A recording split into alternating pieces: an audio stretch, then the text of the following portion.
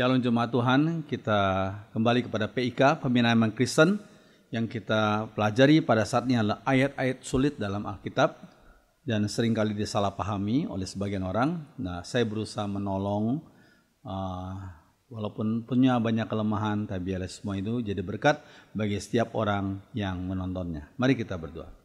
Mohon Roh Kudus urapi hamba-Mu, sensor tuturkan sikap hamba-Mu, sehingga hamba-Mu layaknya juru bicaralah. Setiap kami yang mendengar dan menontonnya, kami semua dibimbing oleh Roh Kudus, Roh yang sama. Bimbinglah kami dalam nama Tuhan Yesus. Amin. Ayat-ayat sulit dalam Alkitab. Oke, yang pertama adalah Keluaran 22 ayat 26 sampai 27 tentang baju dan jubah. Keluaran 22 ayat 26 dan 27 dikatakan, jika engkau sampai mengambil jubah temanmu sebagai gadai, maka haruslah engkau mengembalikannya kepadanya sebelum matahari terbenam. Sebab hanya itu saja penutup tubuhnya. Itulah pemalut kulitnya. Pakai apakah ia pergi tidur? Maka apabila ia berseru-seru kepadaku, aku akan mendengarkannya, sebab aku ini pengasih. Apa makna ayat ini? Orang Israel biasanya menggunakan baju dalam, tunik, dan jubah atau cloak. Maksudnya mereka yang dari golongan strata bangsawan gitu ya. Biasanya menggunakan baju dalam, tunik, dan baju dan jubah yaitu cloak. Seperti gambar ini, cloak. Ya. Nah, orang miskin biasanya punya beberapa baju dalam saja, yaitu tunik itu. Baju dalam saja. Namun hanya punya satu jubah. Jadi orang miskin, orang sederhana punya beberapa baju dalam yaitu tunik, tetapi hanya punya satu jubah atau cloak. Jubah itu dipakainya sebagai mantel pada malam hari yang dingin. Nah, Tuhan Yesus memberikan pengajaran yang lebih tinggi nilai etikanya. Apa itu? Matius 5 ayat 40. Dan kepada orang yang hendak mengadukan engkau karena mengingini bajumu, serahkanlah juga jubahmu. Namun perbuatan itu bukan karena paksaan, tetapi karena inisiatif sendiri yang bersedia mengorbankan haknya untuk orang lain yang lebih membutuhkan. Mungkin temannya yang membutuhkan itu lebih sederhana atau sedang sakit, sehingga walaupun hanya punya satu jubah, satu cloak itu, maka kamu juga mengorbankan hakmu. Kamu yang lebih kuat, lebih sehat, mengorbankan hakmu yang cuma punya satu jubah untuk menolong saudaramu yang sedang sederhana dan sedang sakit itu. Ya. Oke, yang kedua, yang berikutnya adalah Keluaran 31 ayat 18. Allah menulis loh batu itu dengan jarinya.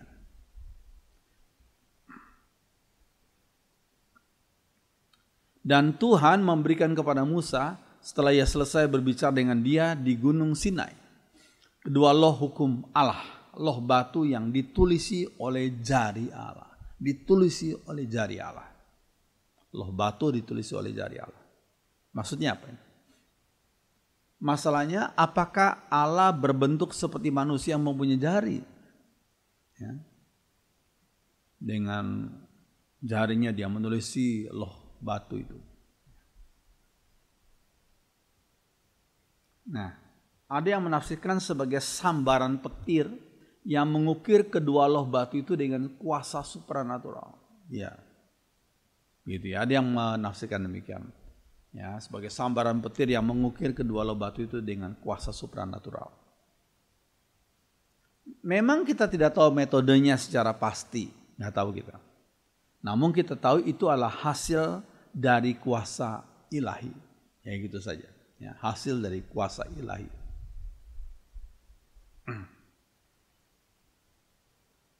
Oke. Allah adalah roh adanya. Yohanes 4 ayat 24 ya. Maka segala ayat yang menyatakan bagian tubuh jasmani itu bergaya antropomorfistis. Antropomorfistis adalah diberikan semacam gambaran bentuk seperti manusia. Walaupun Allah itu roh adanya. Ya, supaya kita yang membacanya bisa lebih paham gitu loh. Ya. Misalnya Mazmur 8 ayat 4 dikatakan, jika aku melihat langitmu, buatan jarimu, ya itu kan, itu antropomorfistis sekali. Bulan dan bintang-bintang yang kau tempatkan.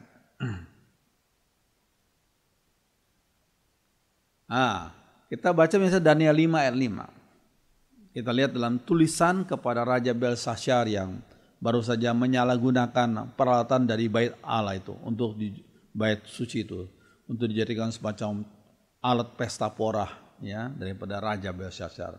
Lalu terjadilah sesuatu. Ya, pada waktu itu juga tampaklah jari-jari tangan manusia menulis pada kapur dinding istana raja. Depan kaki Dian dan raja melihat punggung tangan yang sedang menulis itu. Nah, ini karya siapa? Ya karya Allah ya. Jari-jari tangan. Ya, ini lihat efek psikologis terhadap Raja Belshazzar. Ya, raja pucat, raja ketakut-takut sekali. Ya, memang malam itu juga raja dibunuh oleh musuhnya, ya, yang menyerang. Ya. Oke, karena Raja Belshazzar sudah dianggap keterlaluan menghina kesucian Allah. Ya. Oke. Nah, berikutnya adalah tentang menumpas bangsa Amalek. 1 Samuel 15 ayat 18. Tuhan telah menyuruh engkau pergi dengan pesan, pergilah, tumpaslah orang-orang berdosa itu, yakni orang Amalek. Berperanglah melawan mereka sampai engkau membinasakan mereka.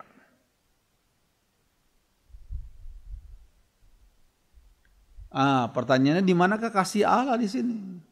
Ya, di manakah kasih Allah? Ya. Sampai engkau kata Tuhan kepada umatnya membinasakan orang Amalek itu. Ya. Oke, Kejadian 15 ayat 13 sampai 15 menuliskan nubuat yang disampaikan kepada Abraham. Ya, nubuat yang disampaikan kepada Abraham. Tuhan berkata kepada Abraham, ingatlah keturunanmu akan menjadi orang asing di negeri lain. Ya, ini nubuat ya. Mereka akan menjadi hamba di sana dan akan ditindas 400 tahun lamanya. 400 tahun lamanya. Tapi bangsa yang memperbudak keturunanmu itu akan kuhukum. Dan pada waktu keturunanmu itu meninggalkan negeri itu, mereka akan membawa banyak harta benda. Ya, Kejadian 15 ya. Nah, bangsa-bangsa itu disingkirkan untuk menghindari menularnya kebobrokan mereka terhadap Israel dan seisi dunia, yaitu bangsa-bangsa yang menduduki Kanaan sebelumnya, ya, sebelum bangsa Israel balik dari Mesir, ya. Bangsa-bangsa itu disingkirkan untuk menghindari menularnya kebobrokan mereka terhadap Israel dan seisi dunia, ya. Lihat Ulangan 20 ya. Tapi dari kota-kota bangsa-bangsa itu yang diberikan Tuhan Allahmu kepadamu menjadi milik pusakamu. Janganlah kau biarkan hidup apapun yang bernafas, melainkan kau tumpas sama sekali. Yakni orang Het, orang Amori, orang Kanaan, orang Feris, orang Hewi, dan orang Yebus. Seperti yang diperintahkan kepadamu oleh Tuhan Allahmu, supaya mereka jangan mengajar kamu berbuat sesuai dengan segala kekejian yang dilakukan mereka bagi Allah mereka.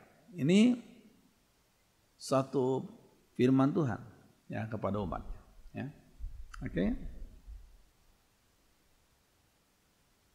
Ya, ketika suatu bangsa mulai membakar anak-anak sebagai persembahan bagi dewa-dewa, ya anak-anak mereka, anak-anak manusia, ya, bukan anak-anak hewan.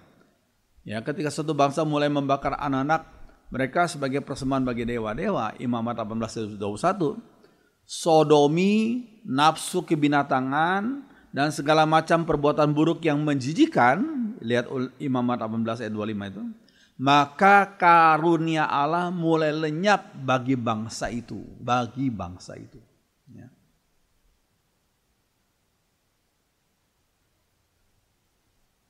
Ya, oke. Selanjutnya firman Tuhan kepada Abraham, Kejadian 15 dikatakan, engkau sendiri akan mencapai usia yang tinggi. Engkau akan mati dengan tenang lalu dikuburkan sesudah 4 keturunan. Ya, 400 tahun itu disamakan dengan 4 keturunan dalam kaitan usia pada waktu itu ya. Kalau usia zaman sekarang tentunya beda. Ya. Jadi 4 keturunan itu maksudnya disamakan dengan 400 tahun. Sesudah 4 keturunan, anak cucumu akan kembali ke sini, karena aku tidak akan mengusir orang Amori sebelum mereka menjadi begitu jahatnya. Jadi orang-orang Amori yang dibinasakan oleh umat Israel itu sudah begitu jahat di hadapan Tuhan, sehingga perlu dihukum. Ya, oke.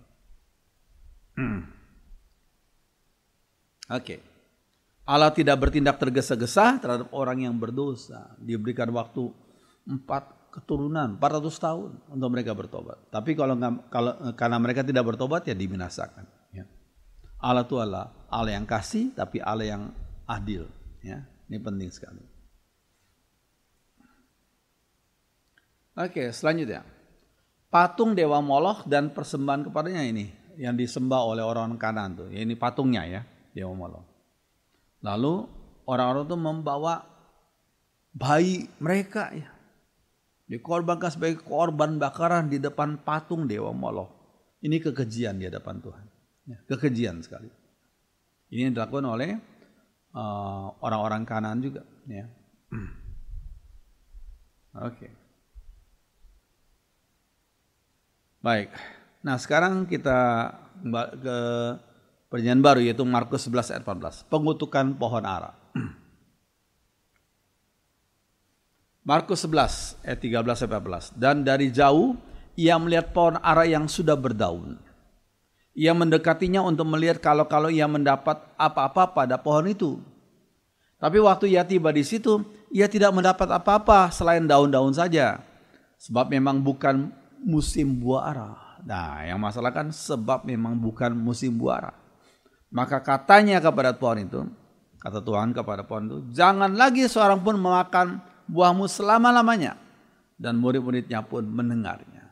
Yaitu pertanyaannya, bukan musim buah ara, ya nggak ada buah ara, kok Tuhan kok marah dan mengutuk pohon ara itu? Maksudnya apa? Oke. Nah, ini contoh pohon ara ya.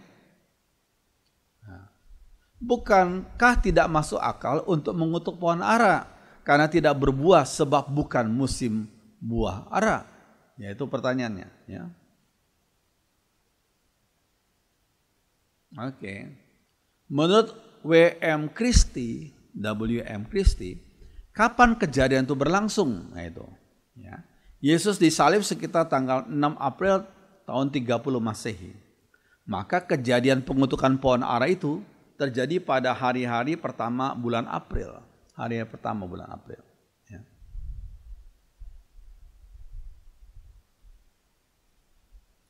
Menjelang akhir Maret, daun-daun pohon ara mulai bersemi.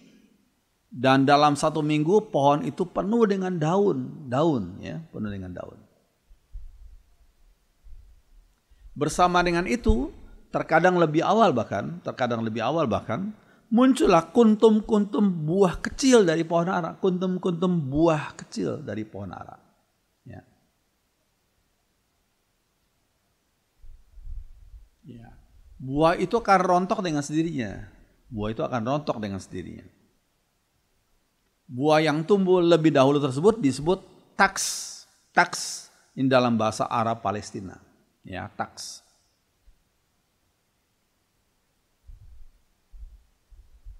Munculnya buah pendahulu itu sebagai tanda akan munculnya buah ara yang masak kira-kira 6 minggu kemudian. Ya, jadi itu semacam introduksi. Ya. Tapi jika daun-daun muncul tanpa taks, nah ini tanpa buah-buah itu ya, daun-daun muncul tanpa taks, maka itu menandakan tidak akan ada buah ara dari batang pohon tersebut. Nah itu sebagai tandanya. Makanya dikutuk oleh Tuhan. Ya, jika daun-daun muncul tanpa taks, ya, tanpa buah itu, maka itu menandakan tidak akan ada buah ara dari batang pohon tersebut. Ya. Ya, pohon ara itu adalah lambang kota Yerusalem yang tidak mau menerima Tuhan Yesus sebagai Mesias. Ya. Sikap mereka itu berakibat kehancuran. Tuhan Yesus menangisi kota itu. Lukas 19, coba lihat itu ya, Lukas 19. Nah, dikatakan, dan ketika Yesus telah dekat dan melihat kota itu, yaitu kota Yerusalem, ia menangisinya katanya, wahai betapa baiknya jika pada hari ini juga engkau mengerti apa yang perlu untuk damai sejahteramu. Tapi sekarang hal itu tersembunyi bagi matamu. Sebab akan datang harinya bahwa musuhmu akan mengelilingi kau dengan kubu, lalu mengepung kau dan menghimpit kau dari segala jurusan. Nah itu, ya. Ini yang sudah dinubuatkan Tuhan Yesus, dan itu terjadi ya pada tahun 70 Masehi, di mana Yerusalem dihancurkan waktu itu, ya, oleh tentara Romawi. Ya. Oke, sekarang kita lompat dalam Matius 24 ayat 19. Konteksnya adalah nubuat Tuhan Yesus tentang pengepungan kota Yerusalem yang terjadi tahun 70 Masehi oleh Romawi yang dipimpin oleh Jenderal Titus. Yerusalem sulit ditaklukkan karena terletak di atas Bukit Sion dan penduduknya sangat fanatik dengan agama mereka. Ya, makanya Yerusalem sulit ditaklukkan. Ya. Ini menunjuk pada gambar ya Bukit Sion ya. Kota Yerusalem di atas Bukit Sion. Ya. Nah, ini gambar daripada pintu gerbang yang dibangun waktu itu. Ya. Oke. Nah, cara yang dipilih oleh Jenderal Titus bagaimana dari Romawi itu ya? Cara yang dipilih oleh Jenderal Titus untuk menaklukkan Yerusalem adalah dengan membuat seluruh rakyat kota itu kelaparan, dikepung. Belum diserang, hanya dikepung. Sehingga orang yang tinggal di kota itu nggak bisa keluar. Walaupun habis makanannya, ya mereka nggak boleh keluar. Ya kan dikepung kota itu. Tuhan Yesus menubuatkan apabila waktu pengepungan tidak dipersingkat, maka tidak akan ada seorang pun yang bisa bertahan hidup. Itulah yang nubuat yang Yesus sampaikan, dan memang itu benar terjadi. Ya. Tuhan sudah memperingatkan agar mereka harus melarikan diri ke pegunungan. Matius 24 ayat 16. Tapi peringatannya tidak digubris. Mereka dari berbagai daerah di Yudea malah berjajal-jajal masuk ke Yerusalem. Sehingga bencana kelaparan menjadi sangat mengerikan. Wah, luar biasa ya.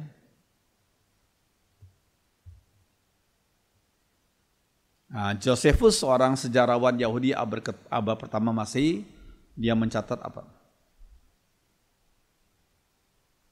Kelaparan, kata Josephus, meluas dialami oleh semua keluarga. Ruang atas rumah penuh berisi para wanita dan anak-anak yang mati kelaparan. Wah, mengerikannya. Gang-gang penuh dengan mayat orang tua. Anak-anak dan para pemuda mengelilingi pasar untuk mencari makanan.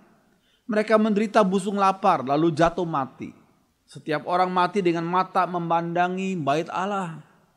Karena kelaparan yang dahsyat, seorang ibu membunuh, memanggang dan memakan bayinya sendiri yang masih menyusui. Aduh, mengerikan sekali ya.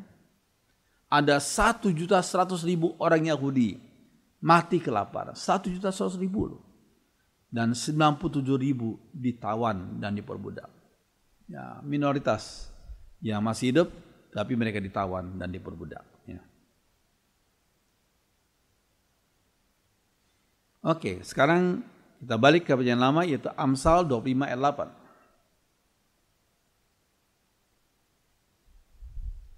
Katakan, janganlah terburu-buru membawa perkara ke pengadilan, sebab kalau kemudian engkau terbukti salah, apalagi yang dapat kau lakukan. Jadi jangan terburu-buru membawa perkara ke pengadilan. Amsal ini memberi peringatan agar tidak tergesa-gesa mengambil tindakan hukum. Saya akan menuntut Anda, begitu ya, dihukum ya di pengadilan. Karena apabila sesamamu mempermalukan kau di pengadilan, nah itu, apabila sesamamu mempermalukan kau di pengadilan, maka Anda akan kehilangan hormat. Ya. Jadi maka dari itu jangan terburu-buru membawa perkara ke pengadilan. Lebih baik berdamai dengannya, Lukas 12 ayat 58, ya, Amsal 17 ayat 14. Daripada minta tolong kepada seorang ahli hukum dengan harus membayar ongkos dan mengalami banyak kesusahan. Ya. Banyak berdoa, ya, dan ya mencari jalan yang bukan ke pengadilan.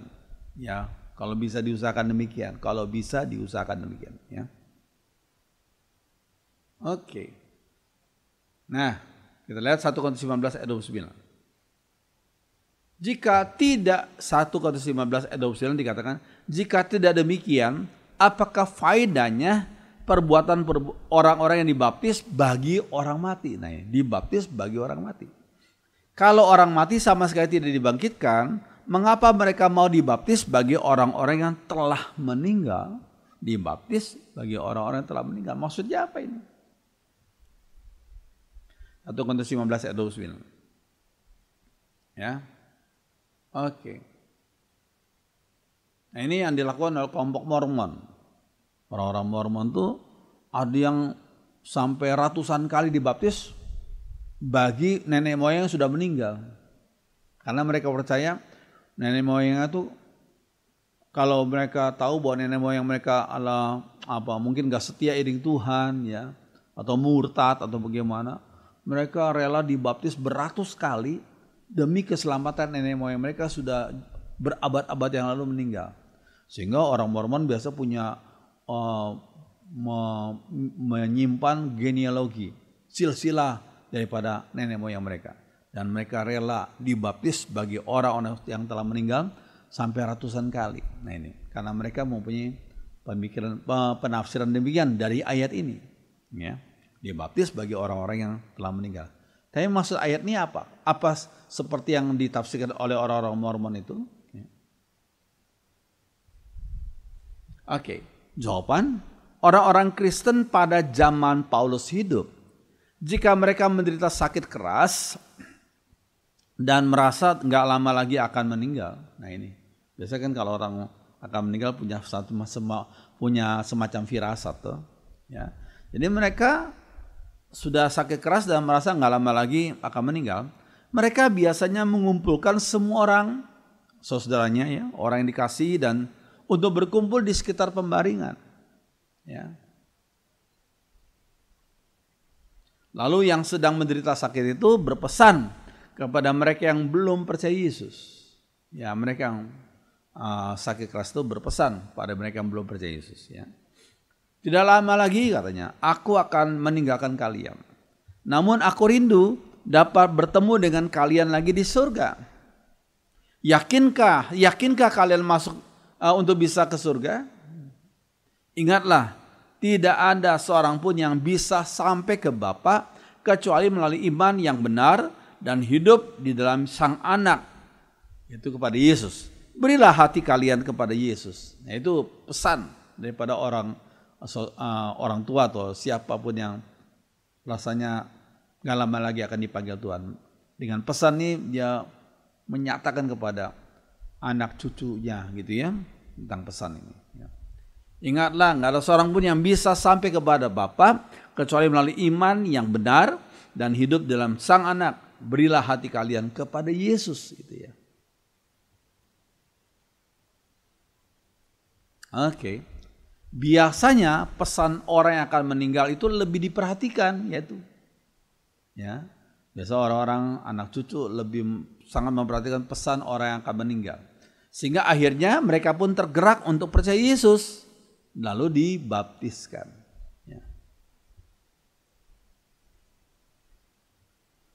Ya, mereka dibaptis dikatakan for the sake of the dead, demi orang yang telah meninggal, for the sake of the dead, demi orang yang telah meninggal. Bukan on behalf of, bukan atas nama orang yang telah meninggal, bukan. Bukan atas nama, bukan. Kalau atas nama ya itu seperti yang orang Mormon lakukan tuh. Untuk nenek moyang mereka yang sudah ratusan tahun yang lalu meninggal dunia, mereka dibaptiskan atas nama nenek moyang mereka itu. Itu bukan demikian artinya. Tapi demi orang yang telah meninggal, maksudnya mengingat akan pesan orang-orang telah meninggal, yaitu pesan apa? Pesan untuk percaya Yesus sebagai juru selamat, begitu ya. Pesan untuk diselamatkan, dapat diampuni dosanya kalau mereka percaya Yesus. Jadi itu ya, demi orang yang telah meninggal. Jadi ingat pesan daripada orang yang telah meninggal untuk agar anak cucunya menerima Yesus sebagai juru selamat. Begitu ya. Oke. Biarlah firman Tuhan ini jadi berkat bagi kita semua. Mari kita berdoa. Ya Bapa di surga, hamba-Mu sudah menyampaikan apa yang hamba-Mu sampaikan. Hamba tahu bahwa penjelasan hamba punya banyak keterbatasan, tapi Roh Kudus, Roh kebenaran membimbing kami kepada kebenaran, sehingga kami boleh melakukan apa yang jadi kehendak Tuhan. Terima kasih, terima kasih. Dengarkan doa kami dalam nama Tuhan Yesus. Amin.